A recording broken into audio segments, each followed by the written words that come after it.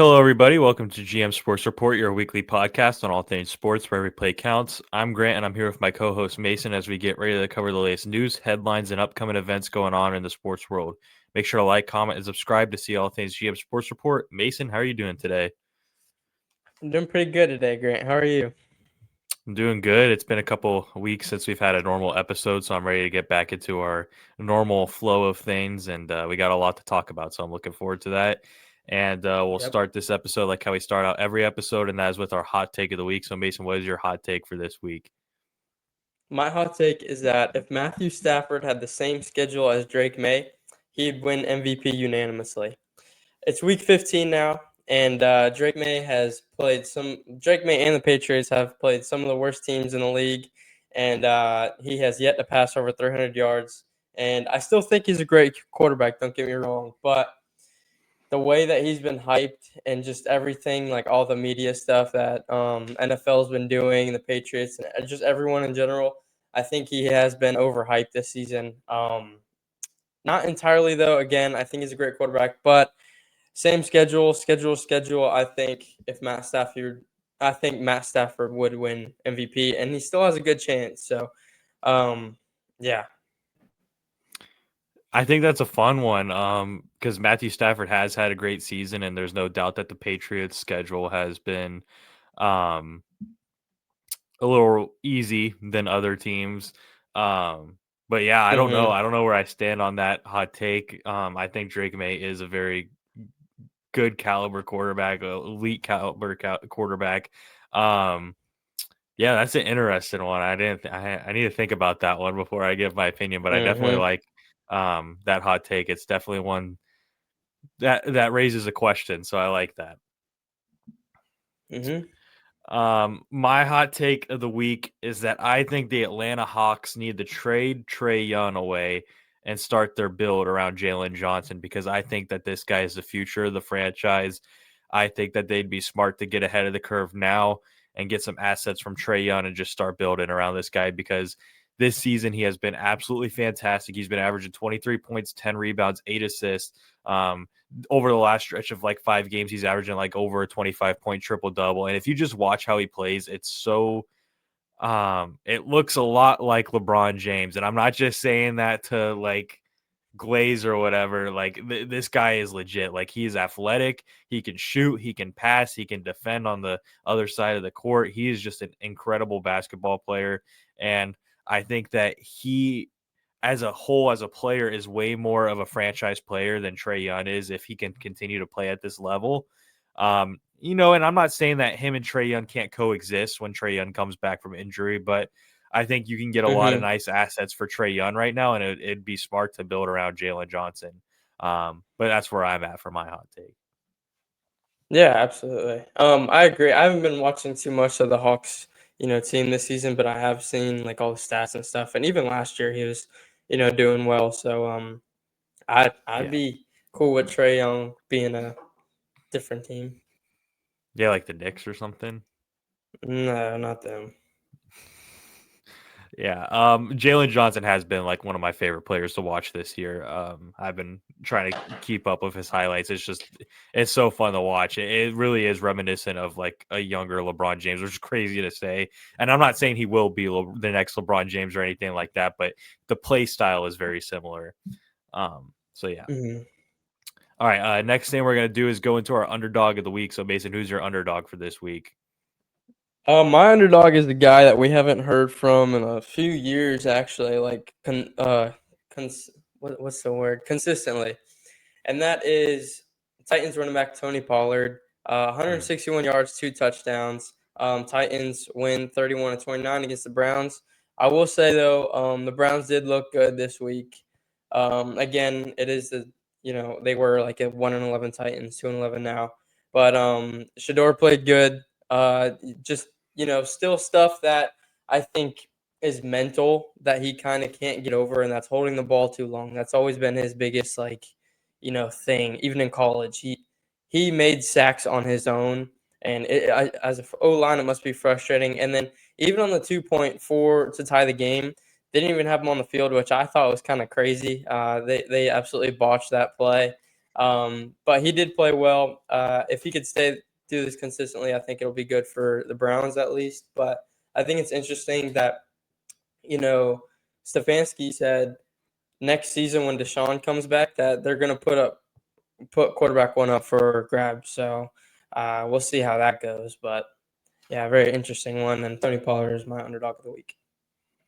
Yeah, it's interesting that you were bringing up Shador Sanders and stuff because for my underdog of the week, I am actually going with Shador Sanders. Mm-hmm. The reason for that being is we both have criticized him a lot on this show. Oh It's not yeah, even really criticizing him. We're more so criticizing the it's more the media and the media. narratives. Yeah. Yeah, we're more so criticizing the media and the narratives around him, calling him the next Tom Brady and things like that. So it's not even like I Mm, have a problem with Shador Sanders. I do think that he's capable of putting together games like he has this last week against the Titans. But if we are going to critique him and sort of the narratives around him, I think it's also yeah.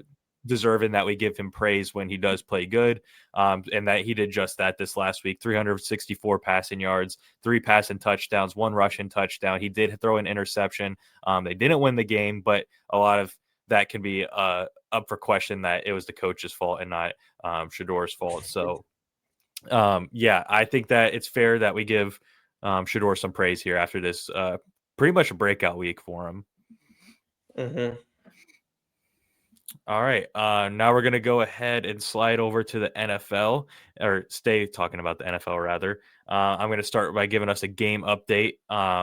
This last week we both had the same exact picks, and we went 7-7. It was a rough week on the schedule. So this now Yeah. puts us where I have a 120-57 record, and Mason is at a 112-64 record. So still pretty close as Jeez. we go down the stretch here. And yeah, just be sure to follow the Instagram and TikTok accounts at GM Sports Report if you want to see our weekly predictions for NFL games. Now, what we're going to do is go ahead and slide over to our 3 takeaways. And Mason, I'll let you go ahead and begin with that. All right. So my first takeaway is that it honestly seems like the Jaguars have been kind of getting swept under the rug this year. Um, and all of it's been talked about the Colts, which I'll get into in a second. But they've been barely talked about. They are 9-4 after beating the Colts this week, and it looks like it's gonna be them and Texans really between the first and AFC South. Um, segueing into it, Colts are, in a very tough situation right now. They have no healthy quarterbacks on the roster right now, with Anthony Richardson a few weeks ago getting a fractured orbital in the locker room.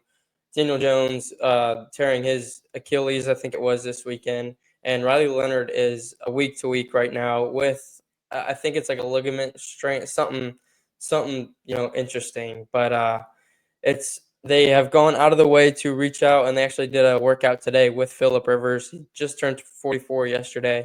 So I think all like the NFL fans, at least from that era, are kind of like, okay, let's see it. Give him a good team. Let's see what we could do. But I kind of picked it up a few weeks ago, saying I think that the Colts are going to start declining. I don't know if we're kind of witnessing the beginning of it, if they're just going to keep plummeting or they're going to bounce back this next week. But yeah, it's still a tight race. It's them, Texans, and Jags for 1, 2, and 3 right now.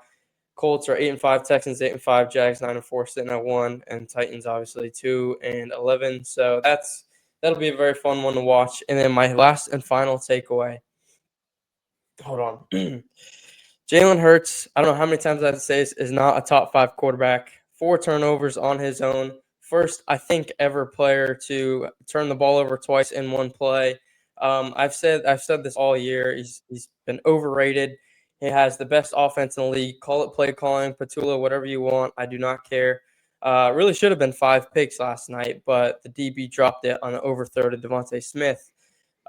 We've seen it time and time again where Jalen Hurts just has an open guy and he just completely overthrows it, and it's like it leaves the whole offense frustrated. They literally had like a good or like a positivity bunny in the locker room like this week. Like what are we doing? That's some cornball activity. But I feel like he single handedly lost them that game last night, just like he did against the Giants earlier this year, or just overthrew guys, forced passes. It just I don't know how Eagles fans can still grasp and say this guy is a top 5 quarterback when we've seen week after week he has just not looked like that MVP in the Super Bowl that we've seen there. It's just it's very interesting, and I know Eagles fans are going to keep finding excuses, but it's hard to back this up when you have 4 turnovers on your own. So that is my last takeaway. Well, according to Eagles fans, he won Super Bowl MVP, so that means he's a top 5 quarterback. I guess so, man. I guess so. I know, but all jokes aside, yeah, he's been kind of brutal to watch. I literally won my last week in fantasy because of how bad he did last night. Cameron Dicker outscored Jalen Hurts for me, and that's how I won fantasy. So, yeah, kind of crazy when you put it that way. All right. I like all three of those takeaways, especially you talking about the Colts. I think that's one of the bigger talking points after this last week is what's going to happen with them now that they lost Daniel Jones. It's unfortunate to see, but injuries are a part of the game, and it's all about how they respond. But yeah, I don't know if they'll be able to this time because their backup quarterback and their third string quarterback are also injured, and now you're having to work out a guy that's 44 years old. So yeah, just at this point in the season, I don't know if that's going to be very beneficial. As good as a story as it is, I don't know if that's going to actually work out very Yeah, well. yeah. But we'll see.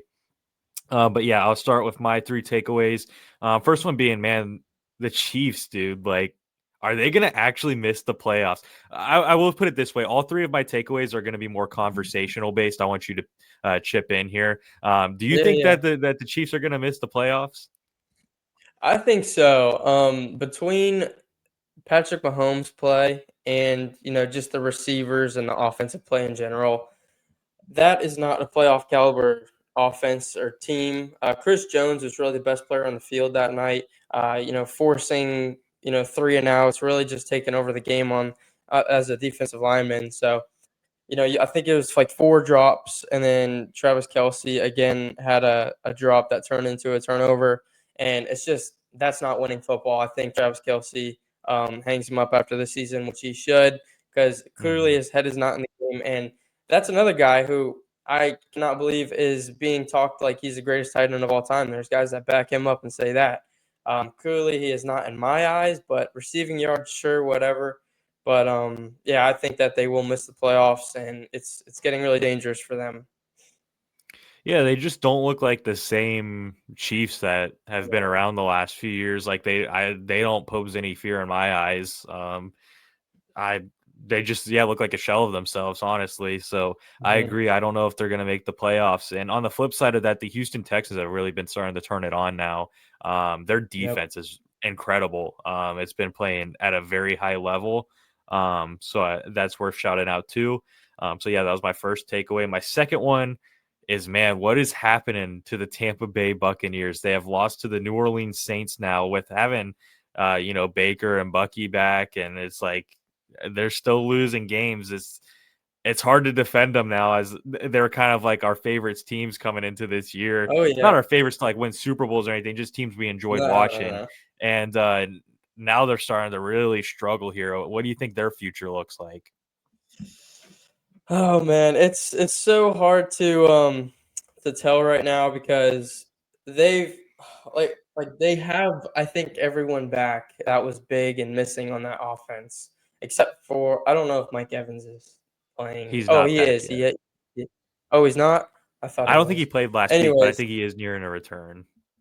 okay. Anyways, you got guys, more guys than you did to win games before, and I think that in this season, the game against the Eagles and that pick that Baker Mayfield threw, I think that really derailed this season and kind of just it's it sucked because it's a very exciting team. Everyone loves them, um, and it just seems like they have no clear direction right now. They're kind of gritting out everything that they can do. And Tyler Shuck, he didn't play horribly. He went 13 for 20, 144 yards. He did throw a pick, but he had 55 yards rushing and 2 touchdowns on the ground. So if they can't stop the quarterback run, a guy like that, I don't know. Mhm. I don't know what's going to happen.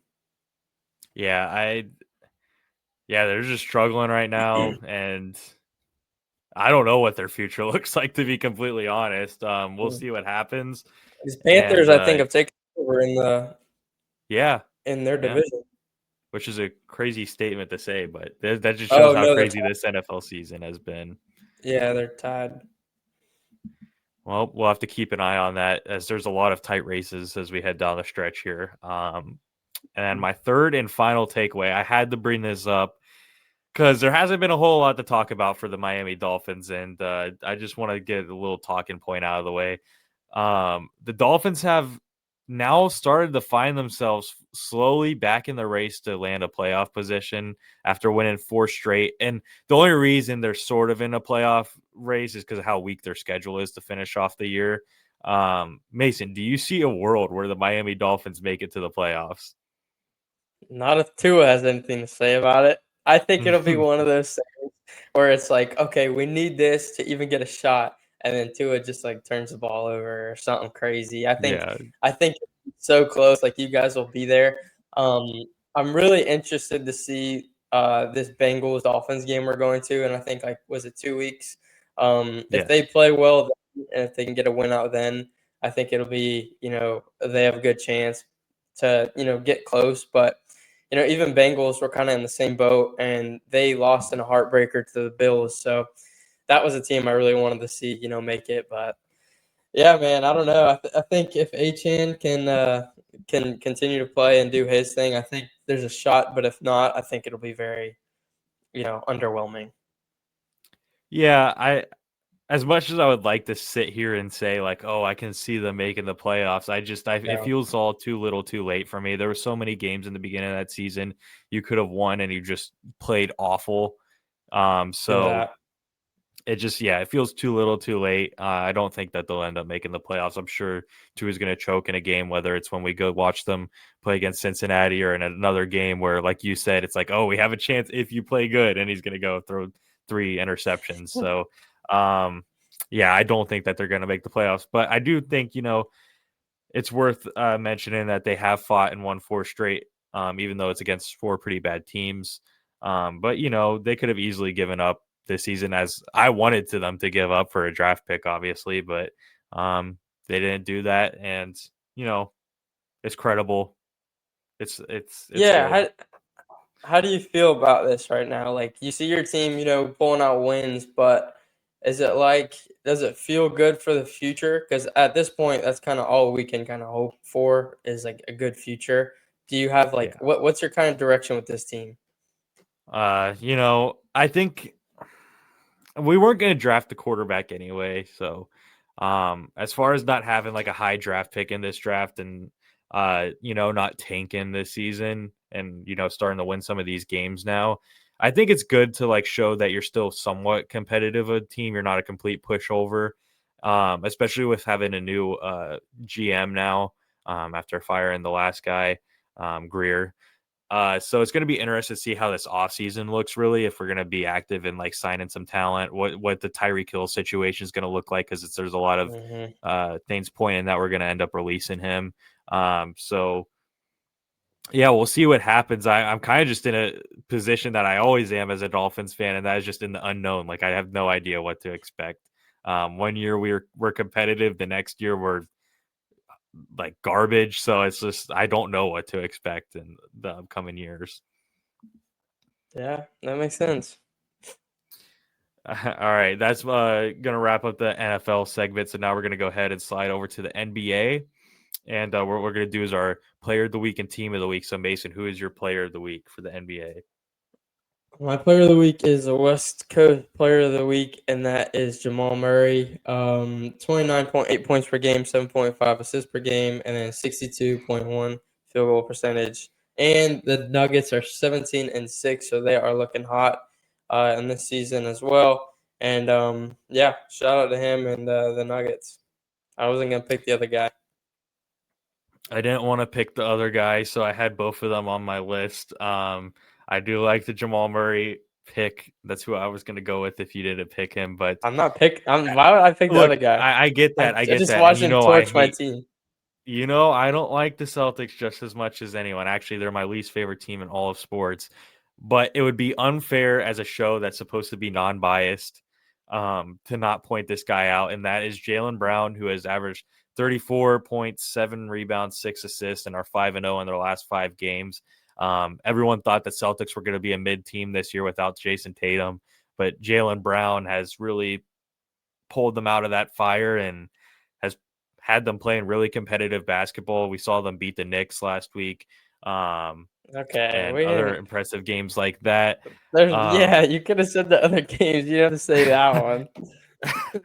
Well, that one was the That's most unreal. impressive. But yeah, I think that it's worth mentioning. I don't like the Celtics at all. I'm a Heat fan, as we all know. But it would be unfair to not talk about it because he has been one of the better players in the East this season, and he's had a great week. So yeah, shout out Jaylen Brown, I guess. All right, now we'll go ahead and go over to our team of the week. So Mason, who's your team for this week? My team is the.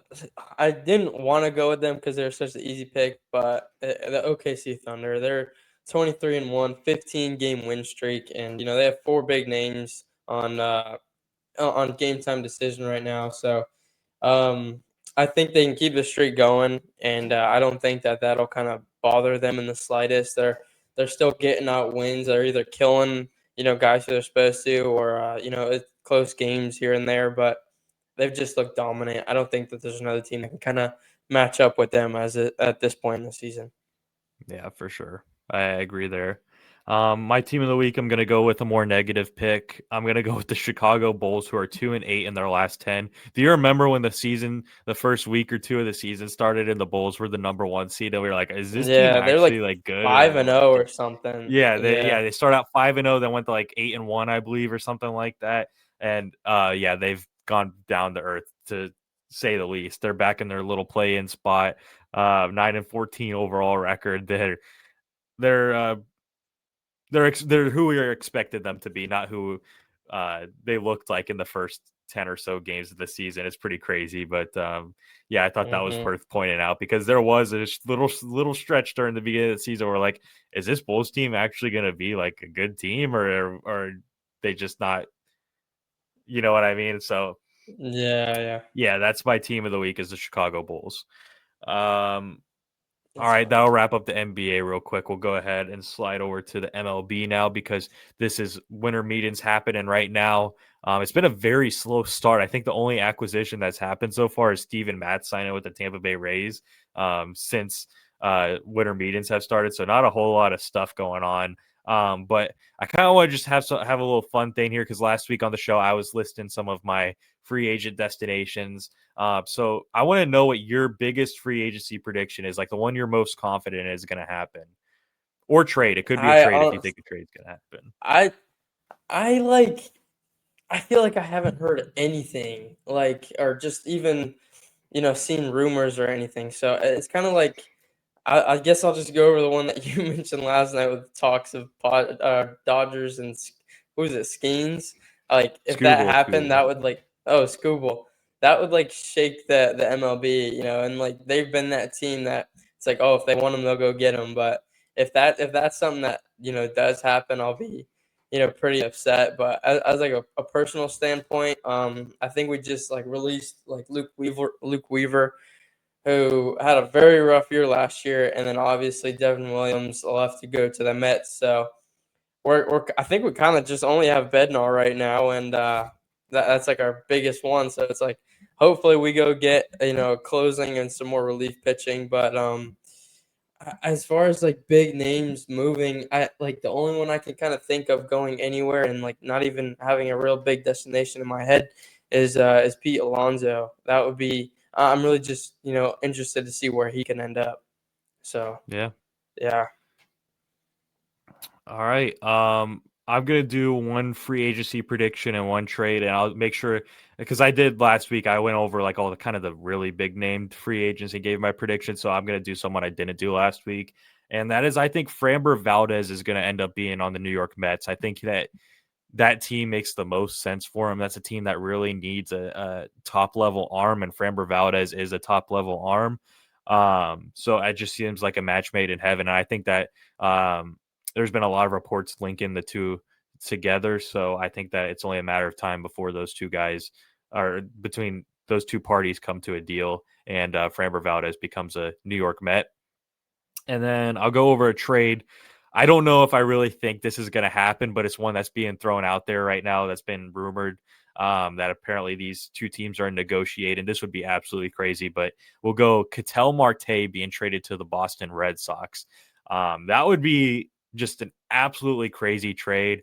It would really make the Red Sox a lot better. I think Ketel Marte would fit on that team perfectly. I don't know if that's going to actually happen. I think Ketel Marte is going to cost a ton in today's market. But if that does happen, that's just going to be absolutely crazy. So that'll be my trade prediction, I guess, even though it's not really a prediction. Yeah, no, thank you. I do not want him in the AL East. I'm good. We already got to worry about the Boston Red Sox coming up on their own and the Toronto Blue Jays, who obviously just had a great season. So, Yeah, Blue Jays about to no, get Tucker, thank it sounds like. you. Yeah, goodness gracious. All right. So yeah, we'll keep seeing what happens as these winter meetings go on for the rest of the week. Hopefully, the stove gets a little bit hotter than what it is right now, but we'll see. Now we'll go ahead and slide over to our last segment, which is college football. I know there's a lot to talk about because last week was a pretty big week. So, Mason, I'll let you go ahead and take that over. Yeah, so as we know, last week was championship weekend. Um, so Georgia pretty much steamrolled Alabama, and ACC championship. Duke with the upset against Virginia Tech. If Virginia Tech would have won that, they most likely would have been in the playoffs. But since Duke came out and won, that there will be no ACC championship in the playoff or champ in the playoffs, which is absolutely crazy. I don't think that's happened in a very long time. And what else? Big Ten was a great game. That was Indiana beating Ohio State, which I think everyone kind of had on their game of the week, but everyone was more into the ACC championship just off of seeding. And there's a lot of controversy over who should have and who should not have been in. Alabama and Miami making it in over Notre Dame. Notre Dame was a big name who I really wanted to see in the playoffs just off of one guy, and that's Jeremiah Love. I've loved watching him this year. I'm a big running back guy. Some of my favorite guys in just football in general have been running backs. So it's hard to not put uh, Bama in when they beat Georgia head to head. So that's understandable. And then same goes with Miami. Miami making it in over Notre Dame in week one, or beating Notre Dame in week one. And here's the thing that kind of really upset me: Duke beating Virginia Tech. It's like, all right, cool. They were like 7-5 or something like that. They're not going to make it in the playoffs. But when you have to put in JMU and Tulane, they're gonna get killed in the first round. It's like, why even like do that? Just put in Notre Dame, put in like Vanderbilt, guys like that. Um, so it's gonna be really interesting. I don't have too big of like uh, I guess a team to root for this playoffs, but I think it'll be very entertaining to say the least. And last night they did come out with the Heisman finalists, and that has been Jeremiah Love, Fernando Mendoza, Diego Pavia, and Julian Sayin. So I honestly think it's going to go to Mendoza just off of what him and the Indiana Hoosiers have accomplished this year. But if anyone else, I think it could be Pavia or Love. I'd love to see Love win it. Again, he's been unreal. Really has brought that Notre Dame team to kind of where they are. But Mendoza helped build that team and absolutely flip Indiana in 2 years and to be where they have been now. I think they're ranked number one. So it's very fun to watch. So yeah, that's kind of my updates. Yeah, I like it. Sounds like a lot going on. It seems like I will give in my 2 cents for this. I know I've been seeing a lot of Miami should have made it in over Notre Dame or whatever, but I feel like every year that's just going to happen. There's going to be It's fan gonna, bases yeah, saying that one team deserves to go in over the other. So that's kind of where I stand out with that. And Miami did beat Notre Dame, although it was week one, like you said, but still, a win's a yeah. win. But yeah, it'll be interesting to see what happens in the college football playoffs this year. and I'll be happy to hear you break it down for us. Yeah, I mean, it's just another thing. Like, it's it's always gonna be like that one team that shouldn't have made it or should have, and like, Hmm. the biggest thing right now is that everyone's saying, "Oh, if Notre Dame was in a conference, that's how you get in." They're not in a conference, so it's not like they play big and ranked teams, uh, you know, a lot throughout the year. So it's gonna be that one or two games, and they lost to Texas A&M and Miami back to back. So with how little margin they lost, it's still they shouldn't even have been ranked after week 3. So it's gonna be one of those things. Yeah, yeah, for sure. All right. Well, that's pretty much going to wrap up this episode. So thank you guys for tuning into this week's episode of GM Sports Report, where every play counts. Please make sure to like, comment, and subscribe to be able to see our weekly episodes on all things sports. For additional content, check description, see links to our Instagram and TikTok account. This is Grant and Mason signing off for now. Have a great week, everybody. Thank you guys.